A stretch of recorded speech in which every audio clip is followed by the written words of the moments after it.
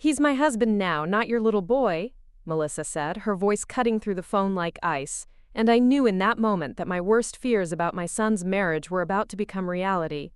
What I discovered next would shatter everything I thought I knew about family loyalty, and what I did with that knowledge would leave everyone speechless.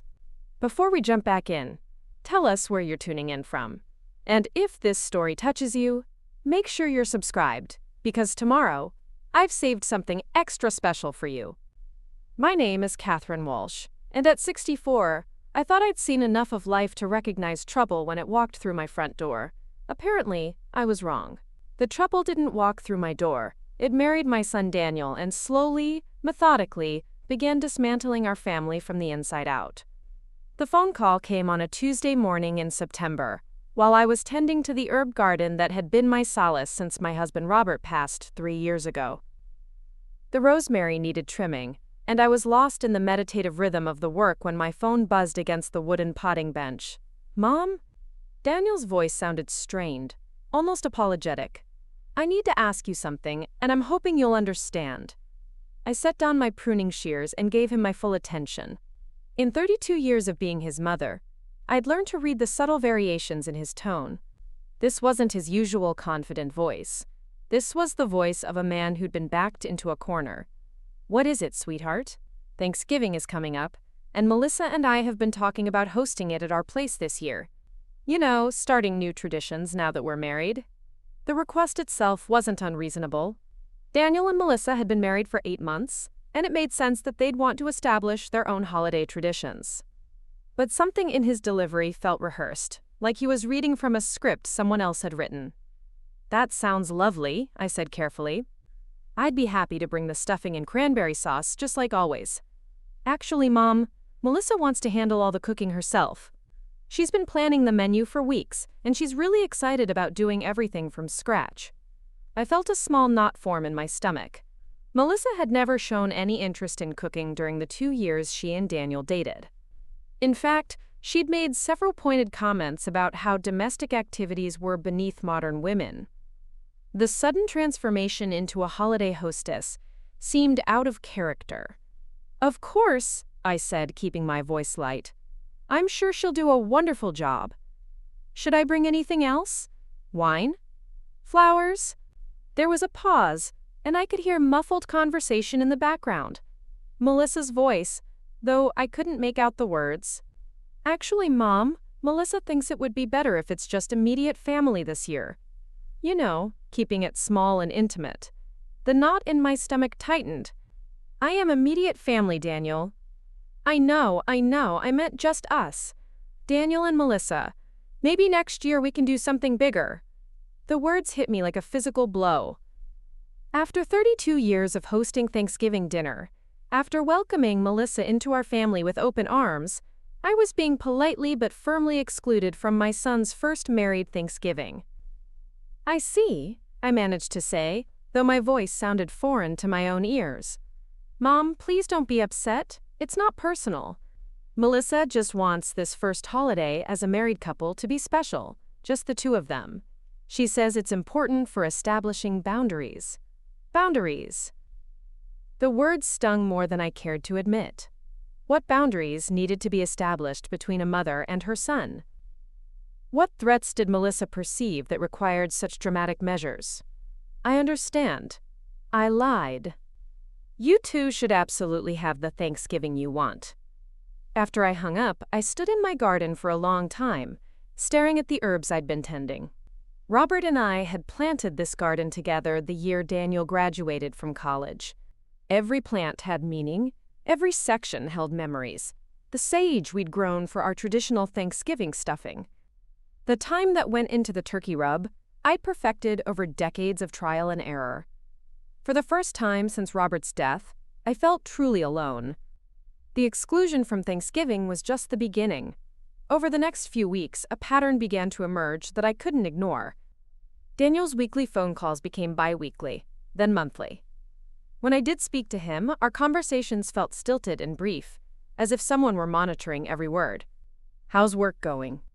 I'd ask, and he'd give me generic responses about projects and meetings, nothing like the detailed stories he used to share about his job at the engineering firm. "Are you feeling well? You sound tired." I'd worry, and he'd brush off my concerns with quick reassurances that everything was fine. Most concerning of all, he stopped visiting. For years, Daniel had made it a point to stop by every other weekend, sometimes just to check on the house, sometimes to help with minor repairs, but mostly just to spend time together. We'd developed a comfortable routine of Saturday morning coffee and catching up on each other's lives. Now 3 weeks had passed since I'd seen him in person. I tried to convince myself that this was natural. Newlyweds needed time to adjust to married life. Melissa deserved Daniel's primary attention and loyalty. I was probably being overly sensitive, reading too much into perfectly normal changes. But then came the incident at the grocery store. I was selecting apples in the produce section when I heard a familiar laugh. Daniel's laugh, the one that had brightened my days since he was a toddler. I turned around with a smile, ready to surprise him with an impromptu encounter. But what I saw made me duck behind a display of seasonal gourds. Daniel and Melissa were shopping together, their cart already half full, nothing unusual about that. But their body language told a story that made my chest tight with worry. Melissa had her hand possessively on Daniel's arm, guiding him through the store with the confidence of someone in complete control. When he reached for a brand of cereal I knew he preferred, she shook her head and placed a different box in their cart. "We're not buying that anymore," I heard her say as they passed my hiding spot.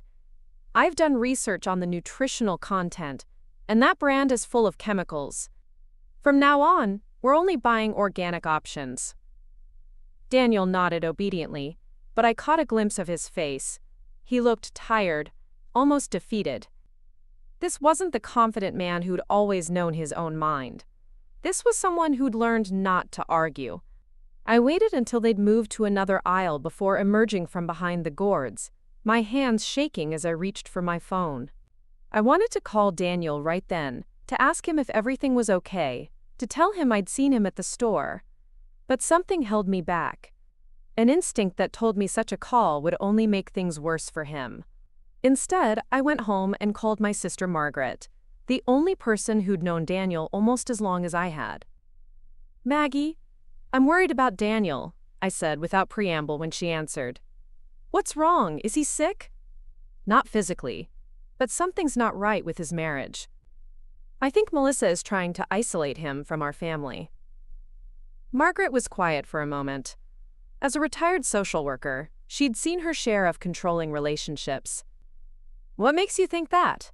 I told her about Thanksgiving, about the changed phone calls, about the grocery store encounter. As I spoke, the pattern became even clearer in my own mind.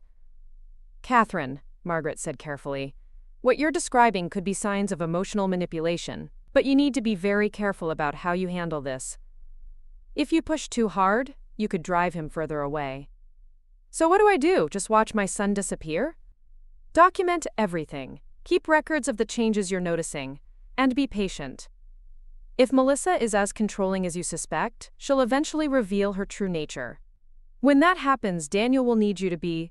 Preparing and narrating this story took us a lot of time. So if you are enjoying it, subscribe to our channel. It means a lot to us. Now, back to the story. Ready to help him. After we hung up, I started a journal. Every interaction with Daniel, every canceled plan, every concerning observation, went into a small notebook I kept in my kitchen drawer. It felt silly at first, like I was overreacting to normal marital adjustments. But as the pages filled up over the following weeks, the evidence became undeniable. November arrived with an early cold snap that had me pulling out my winter coat earlier than usual. I was returning from a visit to the farmer's market when I saw a familiar car in my driveway. Daniel's blue Honda, parked at an odd angle as if he'd arrived in a hurry.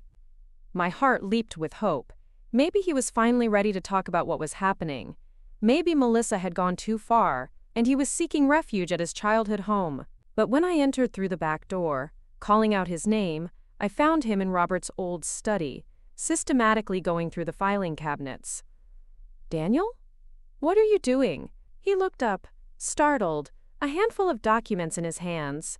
His face was flushed with embarrassment and something else, guilt. Mom, I didn't hear you come in.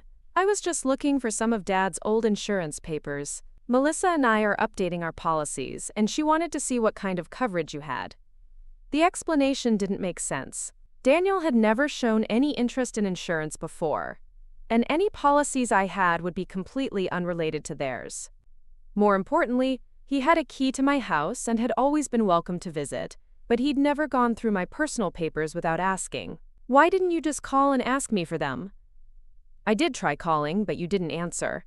He gestured vaguely toward the phone. Melissa said it would be easier if I just grabbed what we needed while I was in the neighborhood.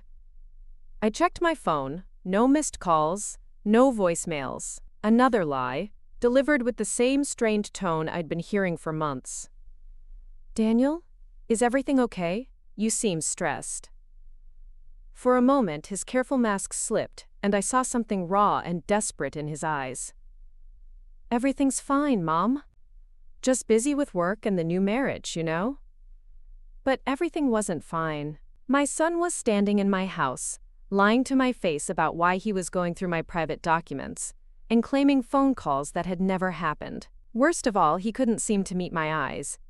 What exactly are you looking for? Maybe I can help. Just the life insurance stuff, beneficiary information.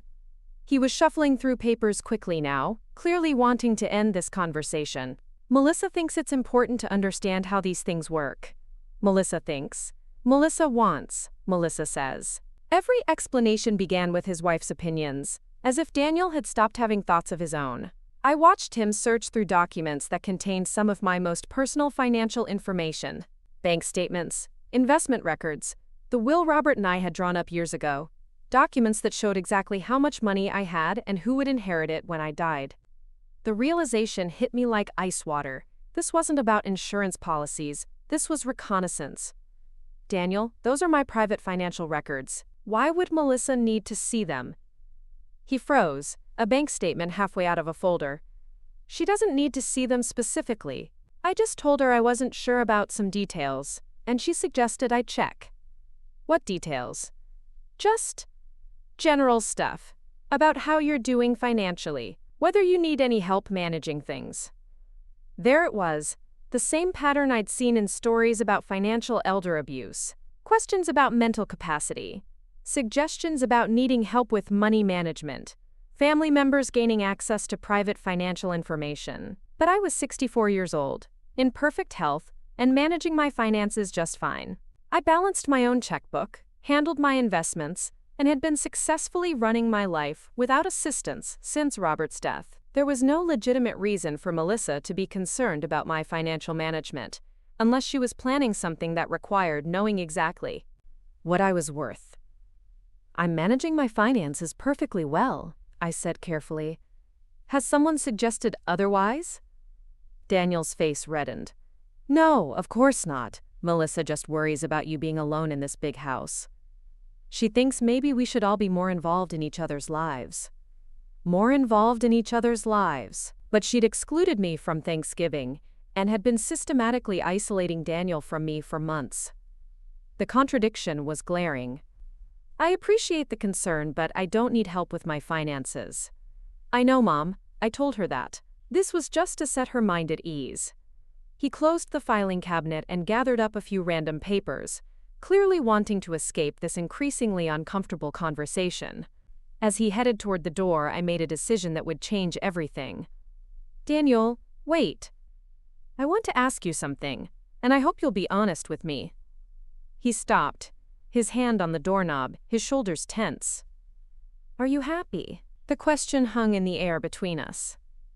For a long moment, neither of us spoke. When Daniel finally turned around, his eyes were bright with unshed tears. I love Melissa, Mom. She's my wife. That's not what I asked. He opened his mouth as if to say something, then closed it again. The silence stretched until it became unbearable. She's just trying to protect our marriage, he said finally. Sometimes that means making difficult choices about priorities. What kind of difficult choices? About where we spend our time, who we spend it with. She says the first year of marriage is crucial for establishing the foundation of our relationship. And part of that foundation requires cutting ties with your mother? Not cutting ties, just creating appropriate boundaries. There was that word again, boundaries. But healthy boundaries were about protecting yourself from harmful behavior, not about isolating someone from their support system. What Melissa was doing sounded less like boundary setting and more like control. Daniel, if you ever need to talk about anything, you know you can call me, right? Day or night. He nodded, but something in his expression suggested he didn't believe it was that simple. After he left, I sat in Robert's study for a long time, trying to process what had just happened. My son had come into my home, lied about why he was there, gone through my most private financial documents, and seemed genuinely afraid to have an honest conversation with his own mother. I picked up the phone and called Margaret again. "She's sizing up my assets," I told her without preamble. "What happened?" I described Daniel's visit, his obvious lies, the way he'd searched through my financial records with the focused intensity of someone on a mission. "Catherine, this is serious. If Melissa is already this manipulative 8 months into the marriage, it's only going to get worse. You need to start protecting yourself." "How do I protect myself from my own son?" "By making it clear that you're not the vulnerable target she thinks you are, and by documenting everything that's happening." That night I wrote pages in my journal, recording every detail of Daniel's visit. The lies about calling me, the way he'd avoided eye contact, the specific documents he'd been most interested in, the exhaustion in his face when he thought I wasn't looking. As I wrote, a picture emerged of a man trapped in a relationship with someone who was gradually erasing his identity. The confident, independent son I'd raised was being systematically broken down by a woman who saw him as a means to an end. But what was the end? What did Melissa ultimately want? The answer came 2 weeks later, in the form of another unexpected visit. This time, it was Melissa herself who appeared at my door on a Thursday afternoon, carrying a casserole dish and wearing the kind of smile that made my skin crawl. "Catherine! I hope you don't mind me dropping by unannounced. I made way too much lasagna last night, and I thought you might enjoy having some homemade food." The gesture might have seemed kind if not for the fact that Melissa had never before shown any interest in my well-being. In the 2 years she'd dated Daniel, she'd been polite, but distant, treating our interactions as obligations to be endured, rather than relationships to be cultivated. "That's very thoughtful of you, Melissa. Would you like to come in for tea?" "I'd love to." I led her into the kitchen, the same room where Daniel had grown up, where Robert and I had shared countless conversations about our hopes for our son's future. Having Melissa here felt like an intrusion, but I was curious about what had prompted this sudden display of concern. "The house looks wonderful," she said, her eyes scanning the room with the calculating gaze of someone appraising property. "You've maintained it so well over the years. Robert and I put a lot of love into this place. It holds too many memories to let it deteriorate." "Oh, absolutely. Though it must be a lot of work for one person to keep up with. All these rooms, the yard, the maintenance issues that come with an older home." There it was. The opening salvo in what I was beginning to recognize as a carefully planned campaign.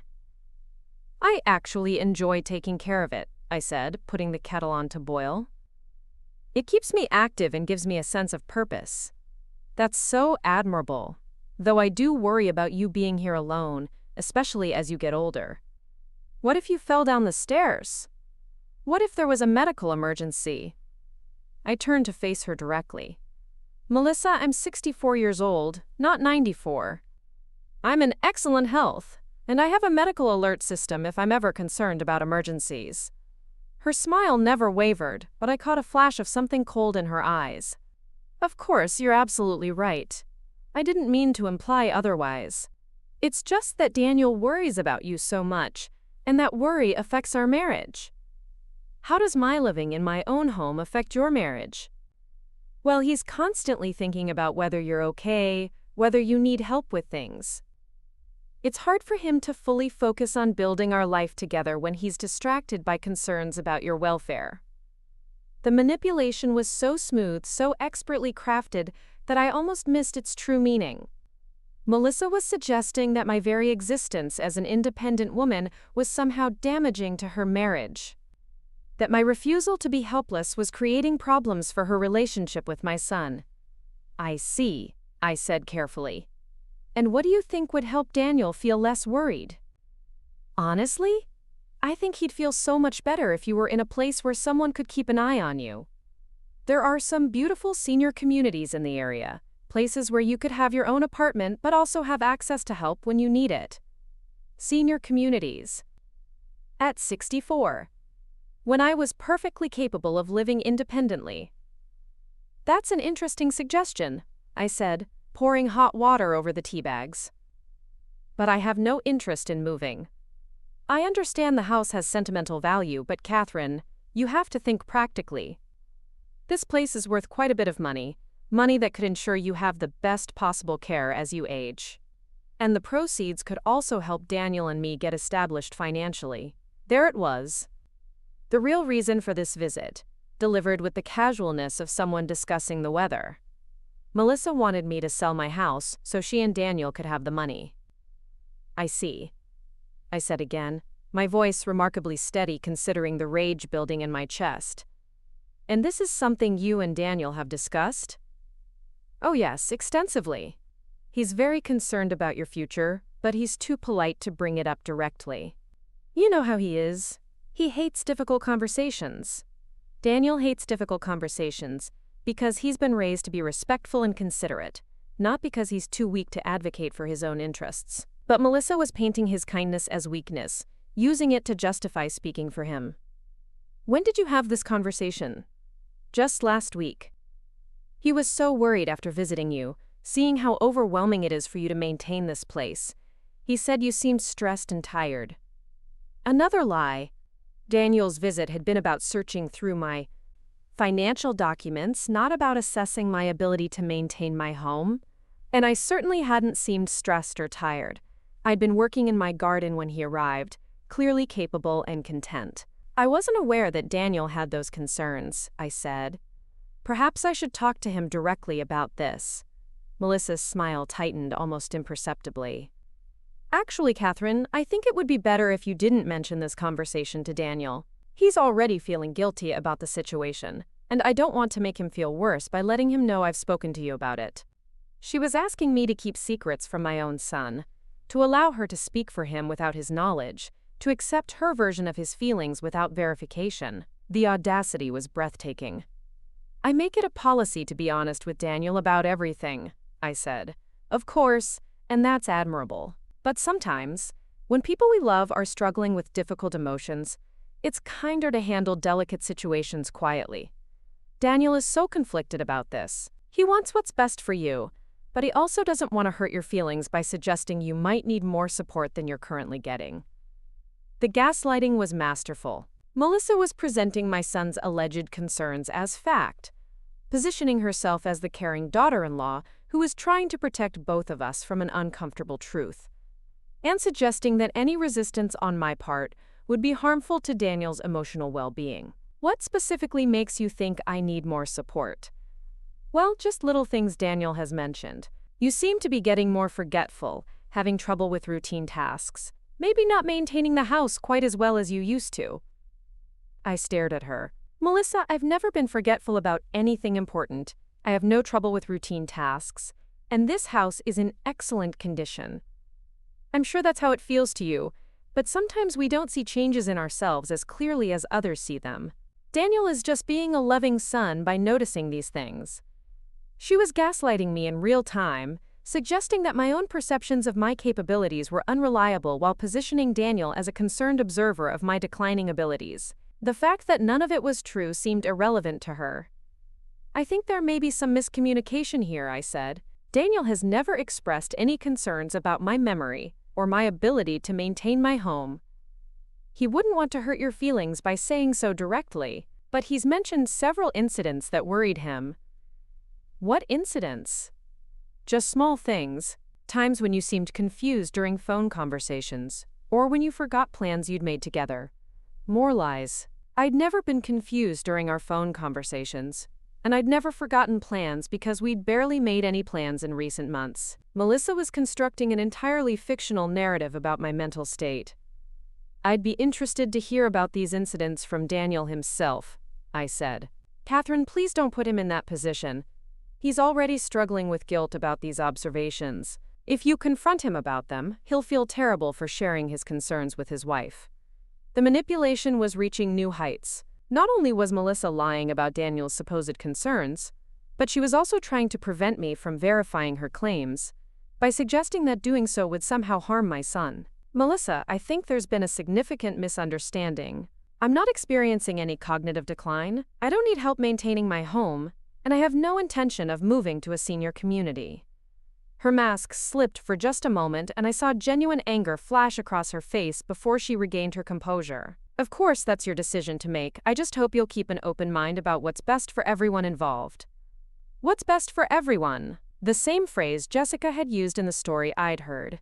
The same manipulation tactic designed to make selfish motives sound altruistic. I'll certainly keep in mind what's best for me, I said pointedly.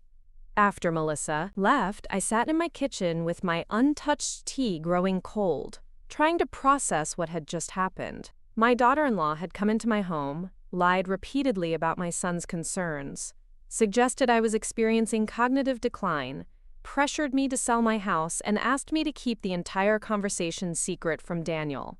This wasn't about concern for my welfare. This was about money, control, and positioning herself to benefit from my supposed vulnerability. I reached for my journal and began writing, documenting every detail of Melissa's visit while it was still fresh in my memory. Her exact words, her facial expressions, the way her story didn't align with my actual experiences with Daniel. As I wrote, I realized that Melissa had made a crucial mistake. She'd revealed her agenda too clearly, too early. If she'd been smarter, she would have spent months building a case for my incompetence before suggesting I sell my house. Instead, she jumped straight to the end game, making her motives obvious. But she'd also revealed something else. She believed I was naive enough to accept her version of events without question. She saw me as an elderly woman who could be easily manipulated through false concern and emotional manipulation. She had no idea who she was dealing with. That evening, I called Margaret and told her about Melissa's visit. She's escalating, Margaret said grimly. The fact that she's already talking about you selling your house means she's planning something bigger. You need to be prepared for the possibility that she might try to have you declared incompetent. On what grounds? I'm perfectly competent. That might not matter if she can convince people otherwise. She's already building a narrative about your declining abilities. If she can get Daniel to support that narrative, and if she can find a doctor willing to back her claims, she could potentially challenge your mental capacity. The idea was terrifying. I'd heard stories about families who'd used adult protective services and the court system to gain control over elderly relatives, finances, and healthcare decisions. Usually, it happened to people who were genuinely impaired or isolated. But in some cases, it happened to perfectly competent individuals who were targeted by greedy relatives. What should I do? Document everything. Get a current mental health evaluation from your doctor showing your cognitive function is normal. Make sure your legal documents are up to date and stored securely. And most importantly, try to rebuild your relationship with Daniel before Melissa can completely turn him against you. After we hung up, I made a list of actions to take. Schedule a complete physical and cognitive assessment with my doctor. Review my will and power of attorney documents with my lawyer. Install a security system that would record any future unexpected visits. And find a way to reconnect with my son despite his wife's interference. The last item on the list felt the most important and the most challenging. How do you reach someone who's being systematically isolated by a manipulative partner? How do you prove that their reality is being distorted when they've been trained to doubt their own perceptions? I didn't have answers to those questions yet, but I was determined to find them. Melissa might have succeeded in driving a wedge between Daniel and me, but she'd also made a critical error. She'd underestimated a mother's determination to protect her child, even when that child was a 32-year-old man who didn't realize he needed protecting. The next morning, I called Daniel's office. He worked for Morrison Engineering, a firm where he'd been employed for 6 years and had recently made senior project manager. His assistant, Karen, had always been friendly during my occasional calls. "Mrs. Walsh, How nice to hear from you. Daniel's in a meeting right now, but I can have him call you back. Actually, Karen, I was wondering if you could help me with something. I'm trying to plan a surprise for Daniel's birthday next month, and I was hoping to find out what his schedule looks like. Oh, how thoughtful. Let me check his calendar. I heard the sound of typing. It looks like he's pretty booked up, but he has lunch free on the 15th. Would that work? Perfect. And Karen, this might sound like an odd question, but has Daniel seemed different at work lately? More stressed or distracted than usual? There was a pause. Well, now that you mention it, he has seemed a bit off his game recently. He's always been so focused, but lately, he seems to have trouble concentrating during meetings, and he's been taking a lot more personal calls than usual. Personal calls. From Melissa, no doubt, checking in on him throughout the day. I hope everything's okay at home, I said carefully. I'm sure it's just normal adjustment stuff. You know how marriage changes things. But Mrs. Walsh, between you and me, I do miss seeing you around here. You used to stop by fairly regularly, and Daniel always seemed so happy when you visited. Another piece of evidence. My visits to Daniel's office had been a regular occurrence for years, something both he and his colleagues had come to expect. But I hadn't been there once since his marriage to Melissa. I've been trying to give the newlyweds some space, I said. But maybe it's time for another visit. After I hung up, I felt a renewed sense of determination. Daniel's coworkers had noticed changes in his behavior. His concentration was suffering, he was receiving more personal calls during work hours, and he seemed less happy overall. These weren't signs of a man thriving in his new marriage. They were signs of someone under stress. I decided to take action. The next day I drove to Morrison Engineering during lunch hour, carrying a container of Daniel's favorite homemade cookies and hoping to catch him during a break. The receptionist recognized me immediately. Mrs. Walsh, what a lovely surprise. Daniel didn't mention you were coming by. It's a spontaneous visit. Is he available for a quick hello? Let me check with him. She picked up the phone, and I watched her face change as she listened to someone on the other end. When she hung up, her expression was apologetic. I'm sorry, Mrs. Walsh. Daniel says he's swamped today and can't take any visitors, but he asked me to thank you for the cookies. The rejection stung, but it also confirmed my suspicions. The Daniel I'd raised would never turn away a surprise visit from his mother, especially not with such a cold, impersonal message delivered through a receptionist. Could you tell him I'll try again another time? Of course. As I walked back to my car, I noticed a familiar figure in the parking lot. Melissa, sitting in her car with the engine running, talking on her phone. She was watching the entrance to Daniel's building with the focused attention of someone conducting surveillance. Our eyes met across the parking lot, and her expression shifted from surprise to anger. She ended her phone call abruptly and drove away without acknowledging me. The message was clear. Melissa was monitoring Daniel's workplace, ensuring that no unauthorized visitors, including his mother, could reach him during work hours. She'd probably called ahead to warn him I was coming, coaching him on how to handle my attempt to see him. The level of control she was exercising over my son's life was staggering. She was managing his social interactions, screening his phone calls, influencing his financial decisions, and now monitoring his workplace.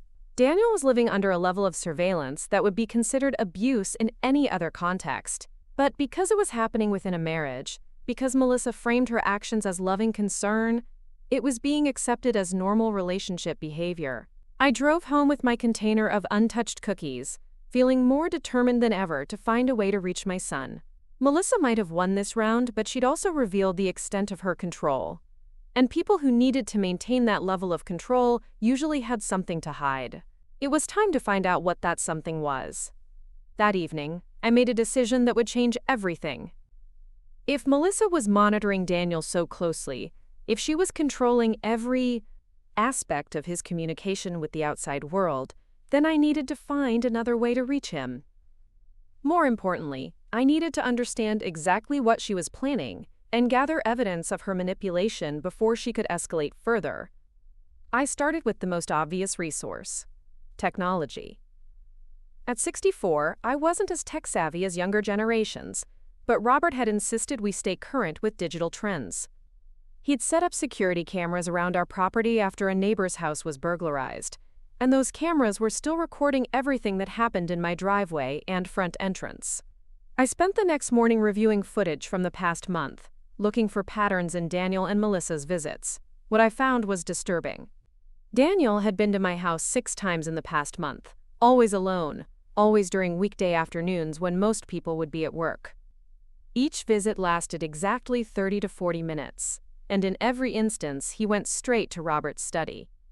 The pattern was too consistent to be coincidental. These weren't spontaneous visits from a son checking on his mother. They were systematic searches, each one focused on specific areas of my personal documents. I fast-forwarded through the recordings, watching my son move through my house with the mechanical precision of someone following detailed instructions. On his 3rd visit, he'd photographed documents with his phone. On his 5th visit, he'd made copies using my printer. He wasn't just browsing through my papers. He was creating a comprehensive record of my financial situation. The betrayal cut deeper than I'd expected. This was the child I'd raised, the man I'd taught to value honesty and integrity above all else. Watching him systematically violate my privacy while lying to my face about his reasons for being there felt like losing him all over again. But the cameras had captured something else, something that changed my perspective entirely. On the most recent visit, as Daniel was leaving my house, he'd stopped on the front steps and pulled out his phone. The camera angle allowed me to see his face clearly as he made a call, and what I saw there wasn't satisfaction or accomplishment. It was anguish. He'd stood on my porch for almost 5 minutes, phone pressed to his ear, his free hand covering his eyes in a gesture of profound distress. When he finally ended the call, he'd looked back at my house with an expression of such sadness that it took my breath away. My son wasn't a willing participant in this scheme. He was a victim, just as I was. That realization changed everything. Instead of feeling betrayed by Daniel, I began to understand that we were both being manipulated by someone far more cunning than either of us had initially realized.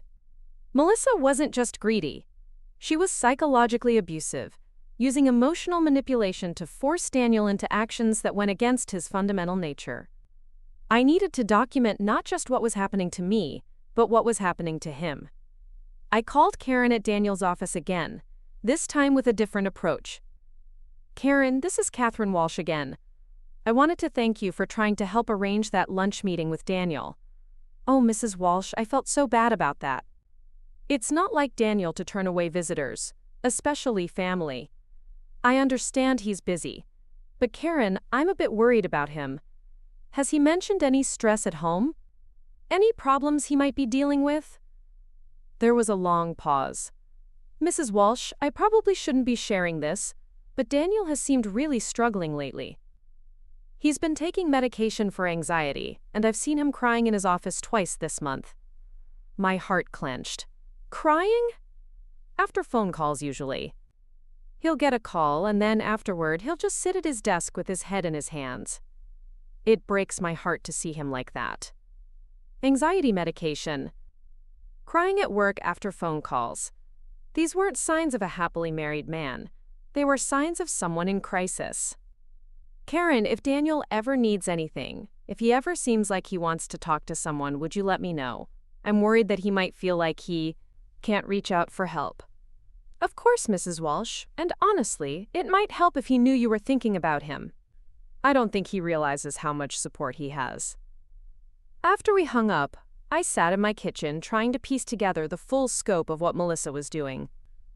She wasn't just isolating Daniel from me. She was breaking him down psychologically, creating a level of stress that was affecting his work performance and his mental health. But why? What was the ultimate goal of this systematic destruction of my son's well-being? The answer came in the form of an unexpected visitor 2 days later. I was working in my garden when a black sedan pulled into my driveway. A woman in her 50s emerged, dressed in the kind of conservative business attire that suggested either real estate or legal services. "Mrs. Walsh, my name is Linda Chen, and I'm a social worker with Adult Protective Services. I'd like to speak with you about a concern that's been brought to our attention." Adult Protective Services. My blood went cold. Someone had filed a complaint against me, claiming I needed protective intervention. What kind of concern? I asked, removing my gardening gloves and trying to keep my voice steady.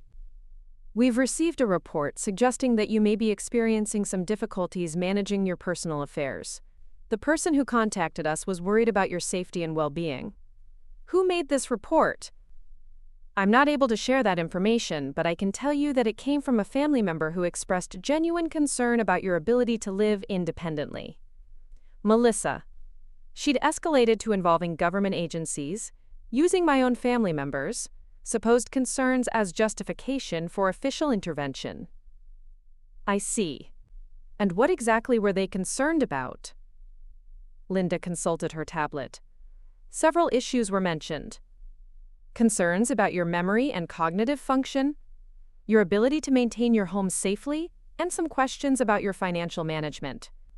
The reporting party also mentioned that you've been resistant to accepting help from family members.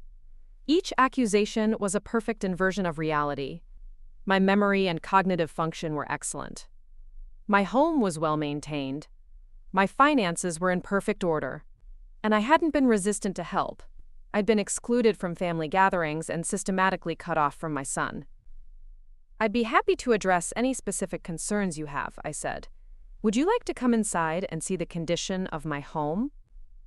That would be helpful, thank you. I led Linda through my house, watching her make notes as she observed the cleanliness, organization, and general upkeep of each room. Everything was spotless and well organized, from the kitchen to the bedrooms to Robert's study. Your home is beautifully maintained, she admitted. The reporting party suggested you might be having trouble with basic household tasks. As you can see, that's not accurate. I've been maintaining this house for over 30 years, and I continue to do so without any assistance. We moved to the kitchen, where I showed her my organized bill-paying system, my medical appointment calendar, and my detailed household budget. Everything was current, accurate, and meticulously organized. Mrs. Walsh, I have to say, your organizational skills are impressive. Many people half your age don't manage their affairs this systematically. Thank you. May I ask what specific incidents prompted this investigation? Linda consulted her notes again. The reporting party mentioned several concerning episodes. Times when you seemed confused during conversations, instances where you forgot important appointments, and concerns about your judgment regarding financial decisions. Could you be more specific about these alleged episodes? Well, for example, there was mention of a time when you couldn't remember a conversation about holiday plans, and another incident where you seemed disoriented during a family visit. I thought back through recent months, trying to identify what Melissa might be referring to. The only holiday conversation we'd had was when Daniel called to exclude me from Thanksgiving. And the only family visit that could be described as disorienting was when I'd discovered him searching through my financial documents. I think there may have been some miscommunication about those incidents, I said carefully. I've never forgotten any appointments, and I haven't been confused during any conversations. The reporting party also mentioned concerns about your resistance to accepting help with household management and your reluctance to consider safer living arrangements. I don't need help with household management, and I have no interest in changing my living arrangements because there's no reason to do so. Linda made more notes, her expression thoughtful. Mrs. Walsh, I have to complete a standard assessment as part of this investigation. Would you be willing to answer some questions about your daily routines and cognitive function? Absolutely. For the next hour, Linda administered a series of tests designed to assess my mental acuity, memory, and decision-making abilities. I answered questions about current events, performed simple mathematical calculations, demonstrated my understanding of my financial situation, and explained my daily routines in detail. When we finished, Linda closed her tablet with what looked like relief. Mrs. Walsh, I want to be direct with you. Based on my observation and assessment, I see no evidence of cognitive decline, safety concerns, or inability to manage your affairs independently. Your home is well maintained, your finances are organized, and your mental acuity is excellent. Then why was this report filed? That's a question I can't answer definitively. Sometimes family members become overly concerned about aging relatives, even when those concerns aren't warranted. Other times. She paused, choosing her words carefully. Sometimes there are motivations that aren't related to the elderly person's actual well-being. What happens now? I'll file a report stating that no protective intervention is needed. However, Mrs. Walsh, I want to give you some advice. If someone is making false reports about your competency, you should document any interactions you have with that person. Keep detailed records.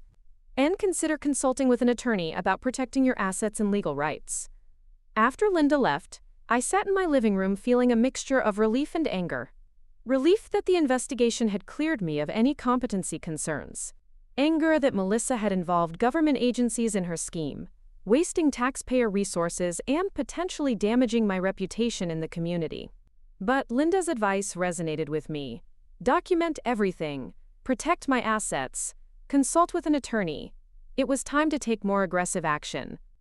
I called my lawyer, Stephen Morrison, and scheduled an emergency appointment for the next day. Then I called my doctor's office and requested a complete physical and cognitive assessment, specifically asking for documentation of my mental competency. That evening, I received a phone call that would change the entire trajectory of this situation. Mrs. Walsh, this is Karen from Morrison Engineering. I hope you don't mind me calling your home number. Not at all, Karen. Is everything all right? I'm not sure. Daniel left work early today, which is unusual for him. He seemed really upset about something. But before he left, he asked me to do something strange. What was it? He asked me to give you a message, but he made me promise to wait until after 5 o'clock to call. He said it was important that I not call during regular work hours. My heart began to race. What's the message? He said to tell you that he needs to see you tomorrow evening, but it has to be somewhere private where you won't be interrupted. He suggested the small park near Jefferson Elementary, the one with the gazebo. He said to meet him there at 7 o'clock. Did he say why? No, but Mrs. Walsh, he looked scared, really scared, and he kept checking his phone like he was worried about something. After I hung up, I stared at the phone in my hands, trying to process what this meant.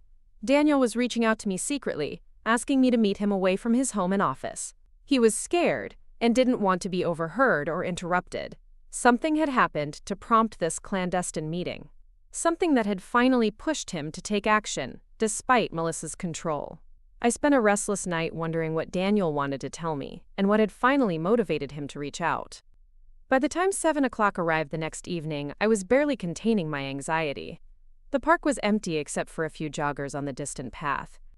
Daniel was already waiting in the gazebo when I arrived, his hands clasped tightly in his lap, his face pale and drawn. "Mom," he said as I approached, his voice thick with emotion. "Thank you for coming." I sat beside him on the wooden bench, close enough to see the exhaustion in his eyes. "Daniel, what's wrong?" Karen said, "You seemed upset." He was quiet for a long moment, staring out at the empty playground where he played as a child. When he finally spoke, his voice was barely above a whisper. "I know what Melissa is doing to you, and I know what she's been making me do." The admission hung between us like a confession. All the months of lies, manipulation, and systematic isolation suddenly had a name. "Tell me," I said gently. "She's been planning this since before we got married. The whole thing. Isolating you from me, getting access to your financial information, building a case that you're incompetent. She wants your money, Mom. All of it. How do you know this?" Daniel reached into his jacket pocket and pulled out his phone. "Because I finally heard her talking to someone about it. Her real plan." He pressed play on a voice recording, and Melissa's voice filled the quiet evening air. "The old woman is tougher than I expected. But we're making progress. Daniel's been getting copies of all her financial documents, and I've filed the APS report. Once we have her declared incompetent, Daniel will get power of attorney, and then we can liquidate everything." Another voice responded, a man I didn't recognize. "What if she fights it?" "She won't have any support.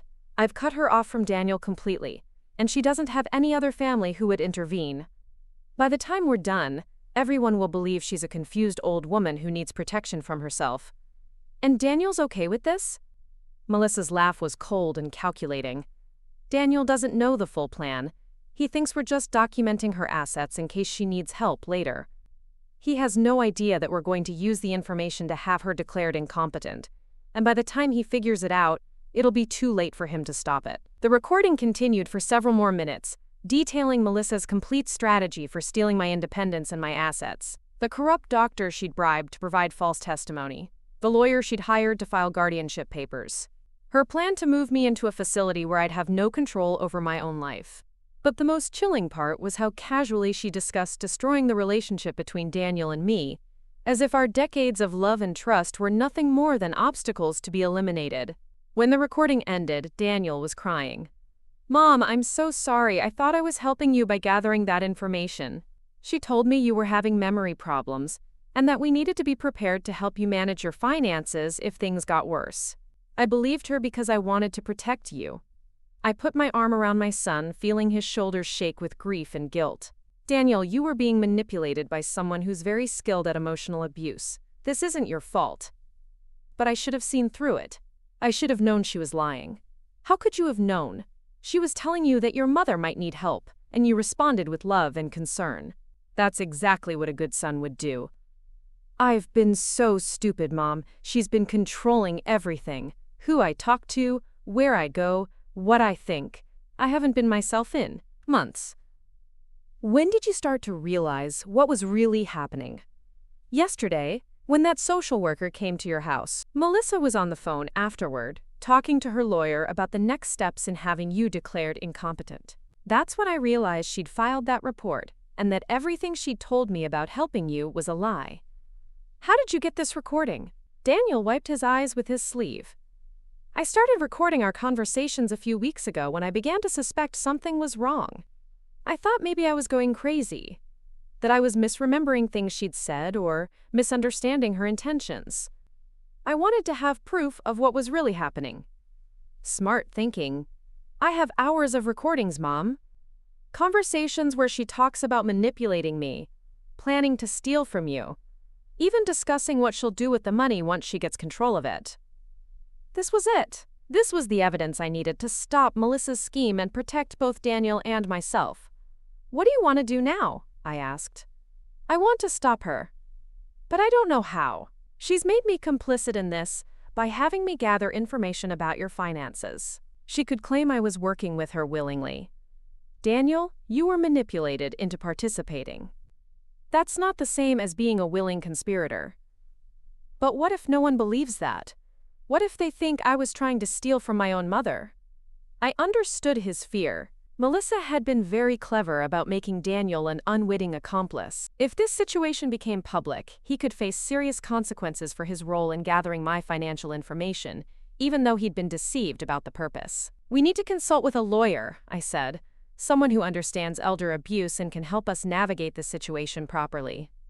"Mom, there's something else you need to know. Melissa has been recording our phone calls with you.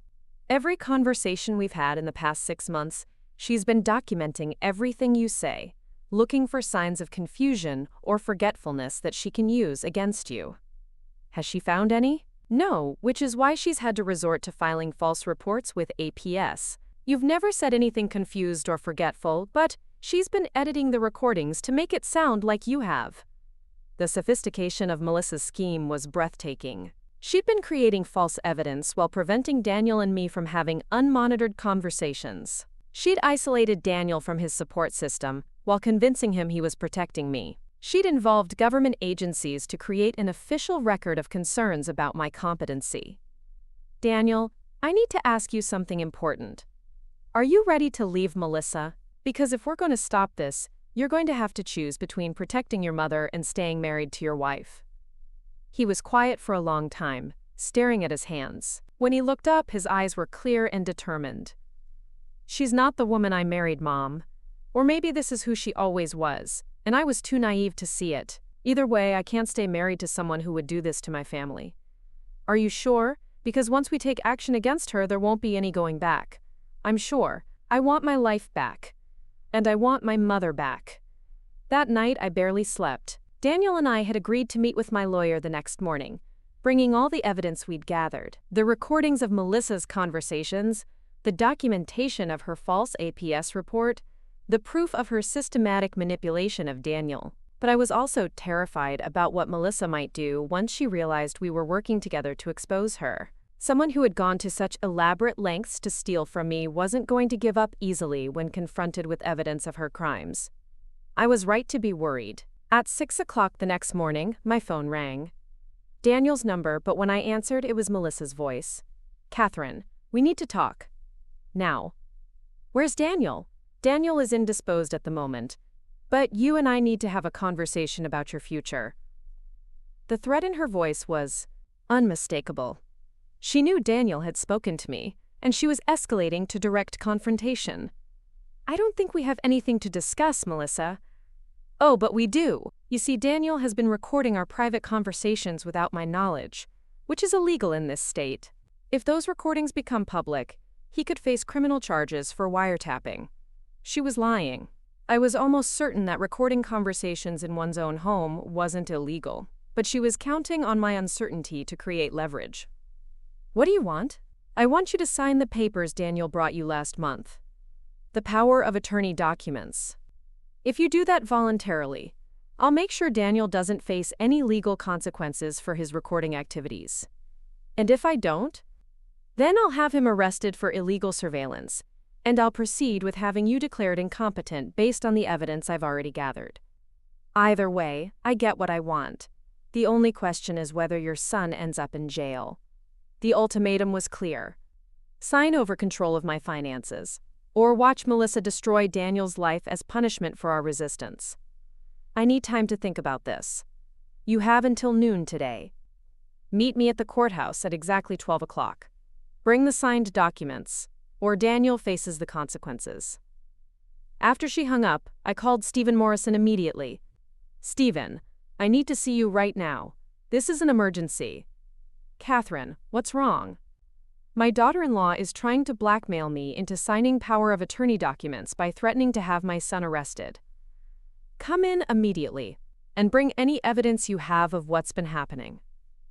An hour later, I sat in Stephen's office with Daniel, who looked exhausted but determined.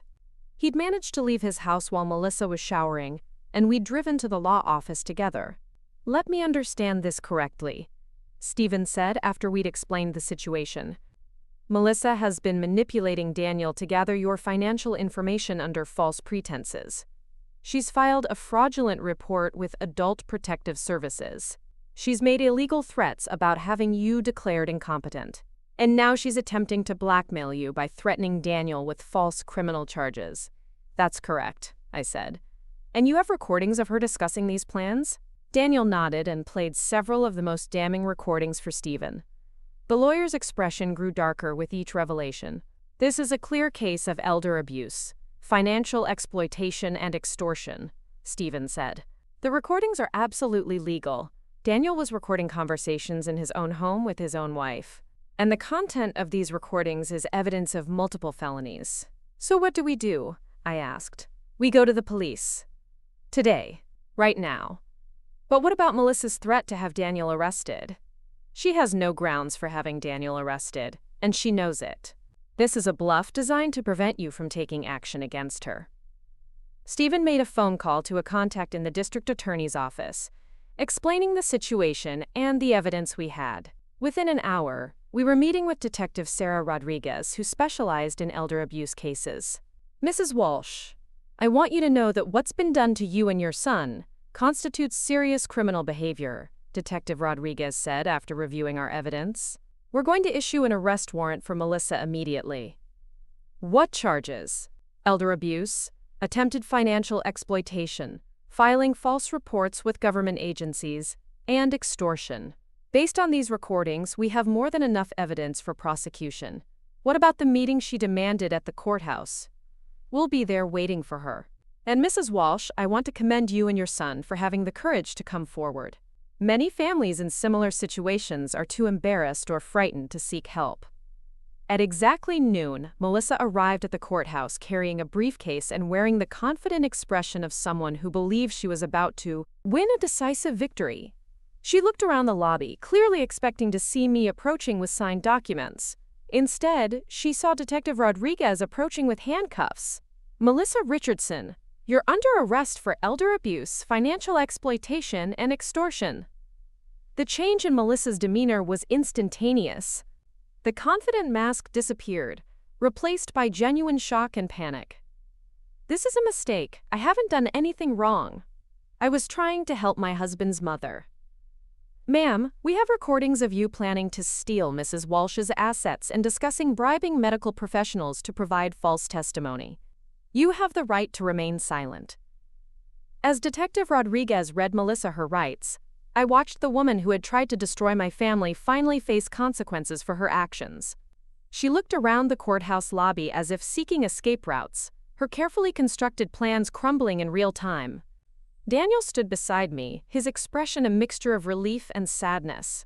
Relief that the nightmare was ending, sadness that his marriage had been built on such elaborate deception. "Are you okay?" I asked him quietly. "I think I will be," he said. "For the first time in months, I feel like I can breathe." The trial took place 3 months later. Melissa's lawyer tried to argue that she'd been genuinely concerned about my welfare, and that her methods, while misguided, had been motivated by love for her family. But the recordings made it impossible to maintain that fiction. Her own words condemned her, revealing the calculated cruelty of her plan and her complete disregard for both Daniel's and my well-being. She was convicted on all charges and sentenced to 18 months in prison, followed by 3 years of probation. She was also ordered to pay restitution for the costs of the unnecessary APS investigation and my legal fees. Dr. Brennan, the physician she'd attempted to bribe, lost his medical license and faced his own criminal charges for agreeing to provide false testimony. 6 months after Melissa's arrest, Daniel and I were having lunch at the same restaurant where Robert and I had celebrated our wedding anniversary every year. It had become our new tradition, a monthly meal where we could reconnect without the shadow of manipulation hanging over us. "How are you adjusting to being single again?" I asked. "It's strange," Daniel admitted. "I keep waiting for someone to tell me what to do, who to call, how to think. It's going to take time to remember who I was before Melissa."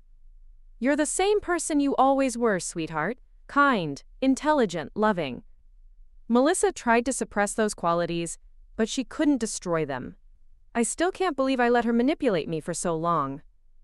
Psychological abuse is insidious, precisely because it's hard to recognize when you're experiencing it. The fact that you eventually saw through it and had the courage to resist shows your fundamental strength.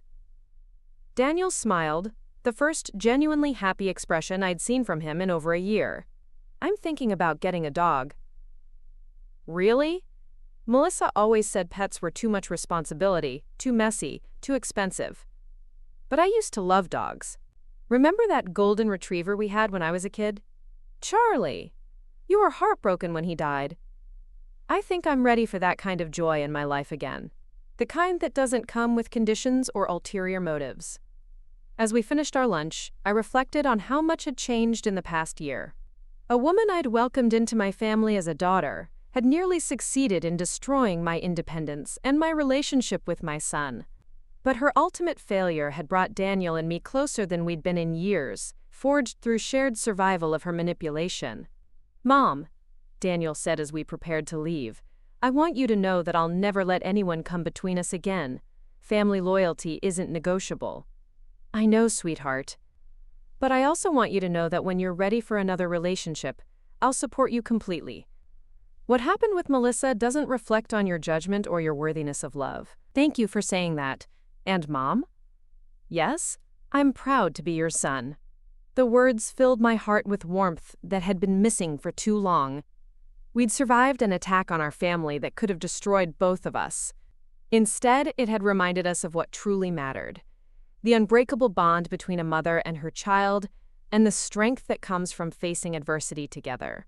As we walked to our cars, I thought about the recording that had started it all, Melissa's casual discussion of destroying an elderly woman's life for financial gain. She'd underestimated both my intelligence and my determination. More importantly, she'd underestimated the love between Daniel and me. That love had been tested, strained, and nearly broken. But in the end, it had proven stronger than her most carefully laid plans. Up next, you've got 2 more standout stories right on your screen. If this one hit the mark, you won't want to pass these up. Just click and check them out.